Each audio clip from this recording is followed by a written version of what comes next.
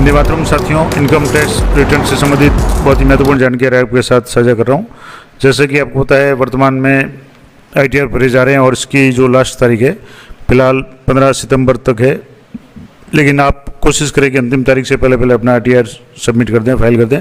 अब कई लोगों ने आईटीआर भरा हुआ है लेकिन उनका रिफंड है वो नहीं आ रहा है, तो कई दिनों से रिफ़ंड का जो प्रोसेस है एक तरह से रुका हुआ था। लेकिन अब 2-4 दिन से काफ़ी तेज़ी से जो आईटीआर है वो प्रोसेस हो रहे हैं, लोगों को रिफ़ंड प्राप्त हो रहे हैं। आपके भी अभी तक रिफ़ंड नहीं आया तो आप कैसे चेक करेंगे? इसके अलावा क्या काम कर सकते हैं कि अगर आपका रिफ़ंड काफ़ी दिन हुए नहीं आया तो, और किस किस तरीके से रिफ़ंड आ रहा है, कैसे नंबर आ रहा है? कई लोग कह रहे हैं कि अल्फ़ाबेटिकली है, या कई लोग कह रहे हैं पहले भरा हुआ वो उसका पहले आ रहा है, बाद में भरा हुआ बाद में आ रहा है। तो सारी बातें आज के वीडियो में बताने का प्रयास करूंगा। तो सबसे पहले तो मैं आपको आंकड़ा बता दूं कि जैसे ये जो मेन साइट है इनकम टैक्स की, यहाँ से आपको एक जो आंकड़ा आपको बता देता हूँ कि किस तरीके से अभी लेटेस्ट जो आंकड़ा है वो आपके सामने मैं आपको बता देता हूँ कि कितने आईटीआर अभी तक भरे गए हैं, कितने प्रोसेस हुए हैं, वेरीफाई हुए हैं। प्रोसेस होना अलग चीज़ है, वेरीफाई अलग चीज़ है, और खाली भरना अलग चीज़ है। तो ये जो लेटेस्ट आंकड़ा है मैं आपको बता दूँ, यहाँ से आज 25 अगस्त 2025 का, यानी ये कल तक का आंकड़ा है, आज का आंकड़ा आपको कल मिलेगा। तो अभी तक जो इंडिविजुअल रजिस्टर्ड है 13,28,70,669, यानी इतने लोगों ने रजिस्ट्रेशन कर किया हुआ है अपना आईटीआर इनकम टैक्स पोर्टल पे। लेकिन जो नंबर ऑफ रिटर्न यानी जो इनकम टैक्स रिटर्न फाइल करने वाले लोग हैं वो 3,67,54,000 लोगों ने 2025-26 का रिटर्न फाइल कर दिया है, यानी 3,67,000 लोगों ने किया हुआ है। अब इसमें से 3,67,94,801 था।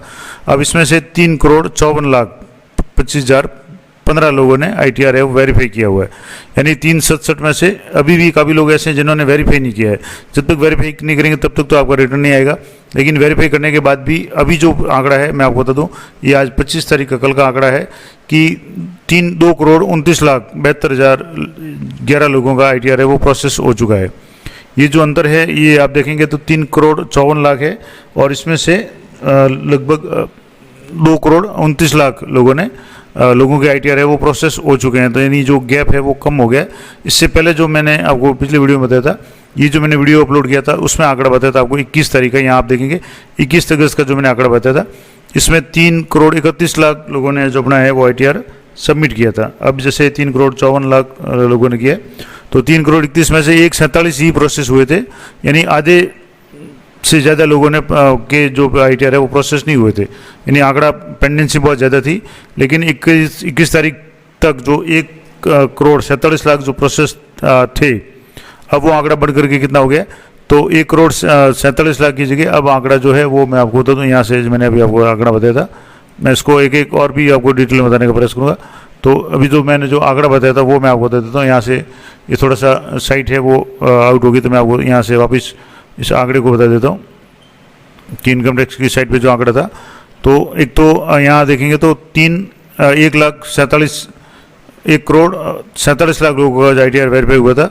अब इसकी जगह 2,29,00,000, यानी बहुत बड़ी मात्रा में, यानी जैसे 29,00,000 तो ये हो गए, और वहाँ जो था 1,47,00,000, यानी लगभग मान लो 50 और 53,00,000 तो ये, और 29,00,000 ये, मतलब बहुत बड़ी मात्रा में लगभग 82,00,000 लोगों का आईटीआर है वो प्रोसेस हुआ है, वेरीफाई हुआ है, और उसके बाद में प्रोसेस हुआ है। वेरीफाई तो पहले हो चुका, लेकिन 4 दिनों में, यानी 21 तारीख तक का जो आंकड़ा था, उसके बाद में 25 तारीख का जो आंकड़ा है उसमें 4 दिनों में 82,00,000 आईटीआर है प्रोसेस हुए हैं। लेकिन लंबे समय से ये प्रोसेस नहीं हो रहे थे, इसलिए थोड़ा सा डिले हो रहा था। अब मैं आपको एक बता रहा हूँ कि कितने दिनों में किसके प्रोसेस हो रहा है। तो आपको एग्जाम्पल वाइज बताऊंगा। जैसे ये जो आईटीआर भरा हुआ है, ये जुलाई 14, 2025 को भरा हुआ है ITR, pending for E verification, यानी 14 जुलाई को ई वेरिफिकेशन था, और सक्सेसफुली ई वेरीफाइड है 14 जुलाई, यानी 14 जुलाई को सक्सेसफुली ई वेरीफाइड हुआ। लेकिन उसके बाद में यहाँ से आप जैसे डिटेल पे क्लिक करें तो अभी भी कोई भी इसमें अपडेट नहीं है, यानी 14 जुलाई को भरा हुआ है लेकिन 14 जुलाई वेरीफाई है, इसके अलावा इस पर कुछ भी डिटेल नहीं आ रही है। जबकि एक दूसरा आईटीआर मैं आपको बता दूँ, यहाँ से जो दूसरा आईटीआर है, यहाँ से मैंने अभी आपको ये तो आंकड़ा बताया। अब एक और आईटीआर की बात करें तो यहाँ जो आईटीआर है ये 14 जुलाई को भरा हुआ था। 14 जुलाई को जो आईटीआर भरा हुआ है उसको 14 जुलाई को अंडर प्रोसेसिंग और प्रोसेस्ड विद ड्यूज 14 जुलाई, और अराउंड जो रिफंड है क्रेडिट टू अकाउंट है 15 जुलाई, यानी 14 जुलाई को आईटीआर भरा हुआ है और 15 जुलाई को खाते में आ गया है। तो यहाँ कोई फिक्स नियम नहीं है। 14 जुलाई का भरा हुआ 15 जुलाई को आ रहा है। दूसरा, अभी एक जो 14 जुलाई को भरा हुआ है ये अभी तक प्रोसेस भी नहीं हुआ है। अब प्रोसेस नहीं हुआ तो इसमें कुछ कारण भी हो सकते हैं, तो ये भी आपको देखना है। तो कारण क्या है कि एक तो आप अपना जो भी ईमेल है और मोबाइल नंबर जो इनकम टैक्स पोर्टल पर रजिस्टर्ड है वो जरूर चेक कर लें कि वो आपके खुद के हो, और उस पर अगर कोई मैसेज आया तो उसको आपको रिप्लाई देना है।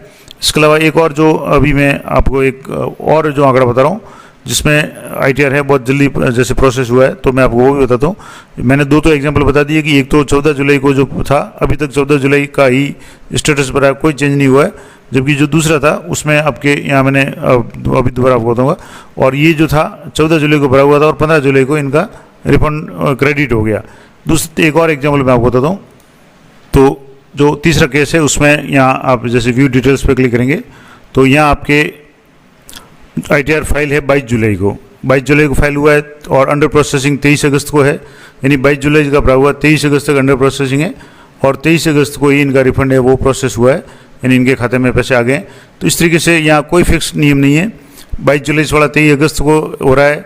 एक है वो जैसे दूसरा मैंने आपको बताया था कि 14 जुलाई वाला है वो अभी तक पेंडिंग पड़ा है, और तीसरा जो मामला था उसमें 14 जुलाई को भरा हुआ 15 जुलाई को रिफंड खाते में भी आ गया। तो इस तरीके से ये यहाँ कोई फिक्स तो नहीं है, ना तो आपके डेट वाइज प्रोसेस हो रहे हैं, ना आपके अल्फाबेटिकली वगैरह कोई नियम है।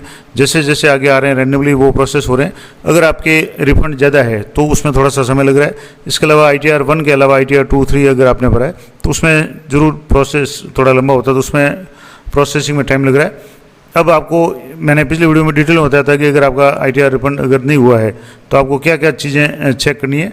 तो मैं आपको एक एग्जांपल देकर बताता हूँ। यहाँ से जैसे ये अभी तक इनका यहाँ तो जैसे ये आ गया, लेकिन यहाँ अभी तक इनका E-वेरीफाई 14 जुलाई को, लेकिन उसके बाद में कोई भी स्टेटस नहीं है। तो एक तो आप यहाँ ज़रूर चेक कर लें। यहाँ से जैसे पेंडिंग है तो अगर मान लो पेंडिंग एक्शन में जाकर के रेस्पॉन्स टू आउटस्टैंडिंग डिमांड, अगर ये कोई डिमांड आपकी पुरानी बाकी है तो उसको ज़रूर चेक कर लें। यहाँ लेटेस्ट नोटिस वगैरह कोई आया हुआ है तो उसको आप देख लें। यहाँ से लास्ट 26 तारीख का ये अपडेट है। अब जब लेटेस्ट नोटिस कोई अगर आया हुआ है तो उसको आप जरूर चेक कर लें। और यहाँ जैसे लिखा हुआ है कि no record of outstanding demand, यानी कोई डिमांड वगैरह नहीं, यानी कोई आपके पेंडिंग नहीं है। तब आप एक काम कर सकते हैं, यहाँ सबमिट ग्रीवेंस में है। अगर मान लो आपके बहुत ज़्यादा देरी हो गई है तो एक ग्रीवेंस है वो आप सबमिट कर सकते हैं, जैसे E-फाइलिंग के संबंध में। अब E-फाइलिंग के संबंध में क्या जारी करेंगे रिफंड के संबंध में, तो जैसे फॉर्म रिलेटेड है, रिफंड वगैरह है तो उसके संबंध में। तो अगर मान लो यहाँ जैसे E-प्रोसीडिंग वगैरह से संबंधित है या जिससे भी संबंधित है, अब इसमें भी आपको कारण सेलेक्ट करना पड़ेगा कि ये तो सारे ऑप्शन दूसरे हैं, लेकिन अगर आपको रिफंड के संबंध में है तो यहाँ से आप जो भी है वो सही आप रिफंड के लिए आप यहाँ से जो भी ऑप्शन हो वो आप सेलेक्ट करके अपना है वो चेक कर सकते हैं कि यहाँ मतलब आपके कहाँ किस काम से ये पेंडिंग है। अब जो जहाँ भी आपके इनकरेक्ट डिमांड वगैरह तो आपको ये सेलेक्ट करना है। अब CPC TDS है तो यहाँ से आप सेलेक्ट करेंगे। अब यहाँ चालान वगैरह है, फॉर्म 26 वगैरह है, या रिफंड नहीं है तो रिफंड वगैरह या जो भी आपके है उसको आपको सिलेक्ट करके ग्रीवेंस को ये आपको देना है तब आपको। लेकिन मेन बात ये है कि आप एक तो ये ध्यान रखें कि आपके जो भी ईमेल आईडी है वो कहाँ से चेक करेंगे, तो मैं आपको बता दूँ। यहाँ से जैसे आप प्रोफाइल में जाएंगे तो यहाँ माई प्रोफाइल में जाने के बाद में आपको अपना मोबाइल नंबर और ईमेल आईडी चेक करना है। यहाँ से आप देखेंगे तो यहाँ आपका नाम, डेट ऑफ बर्थ वगैरह सब आएगी। अब यहाँ आपको अपना मोबाइल नंबर और यहाँ से सेकंड जो नंबर दिए हुए वो, और यहाँ आपको ईमेल आईडी अपना है वो जरूर चेक करना है, क्योंकि जो भी मैसेज वगैरह या जो भी इनकम टैक्स डिपार्टमेंट की तरफ से नोटिस वगैरह आएगा वो ईमेल पे आएगा या मोबाइल में मैसेज आएगा। कई लोगों के जहाँ भी ITR भरवाते हैं, जो भी CA या कहीं भी भरवाते हैं, तो वो खुद के ITR अपने जो भी व्यक्ति है या टैक्स पेयर है उसके मोबाइल नंबर वगैरह नहीं करके खुद के ई-मित्र वाले वगैरह वो खुद के अपने मोबाइल नंबर या ईमेल आईडी दे देते हैं। तो उसी स्थिति में वो मैसेज है उनके खाते में यानी उनके ईमेल में आएगा, और जो टैक्स पेयर है उसको पता नहीं चलेगा कि उसके कोई नोटिस आया है। तो ये जरूर ध्यान रखें। आपकी भी अगर अपना ईमेल आईडी और मोबाइल नंबर अपडेटेड नहीं है तो आप लॉगिन करके कर सकते हैं, या आप कहेंगे तो मैं अलग से वीडियो बना करके बता दूंगा किस तरीके से करना है। हालांकि मैंने प्रत्येक टॉपिक पे वीडियो बना रखे हैं। तो ये महत्वपूर्ण जानकारी थी कि ITR है वो प्रोसेस होने शुरू हो गए, और अगर मान लो नहीं हुआ है तो किन किन कारणों से हो सकता है उसके संबंध में मैंने विस्तार से पहले वीडियो बना रखा है। तो ये थी महत्वपूर्ण जानकारी। बहुत जल्दी आपका भी ITR प्रोसेस हो गया, क्योंकि अभी विगत 3-4 दिन में लगभग 82 लाख एवरेज माने तो आप 20 लाख प्रतिदिन के हिसाब से ITR प्रोसेस हो रहे हैं। तो बहुत फास्ट काम हो रहा है। कुछ दिनों के लिए काम अटका हुआ था अगस्त महीने में, तो वो अब वापस रफ्तार पकड़ गया। तो आशा करते हैं बहुत जल्दी आपका ITR रिफंड आ जाएगा। अगर नहीं आता है तो आप कमेंट करके पूछ सकते हैं, या आप इस संबंध में आपके अगर ITR वगैरह भरवाना है, कुछ भी करना है, तो मैं इस वीडियो के डिस्क्रिप्शन में email ID दे दूँगा, वहाँ से आप मैसेज करके मुझे अपना ITR है वो फाइल करवा सकते हैं। तो ये थी महत्वपूर्ण जानकारी, आशा करता हूँ आपके लिए उपयोगी रहेगी। मिलते हैं नेक्स्ट वीडियो में, तब तक जय हिंद, जय भारत।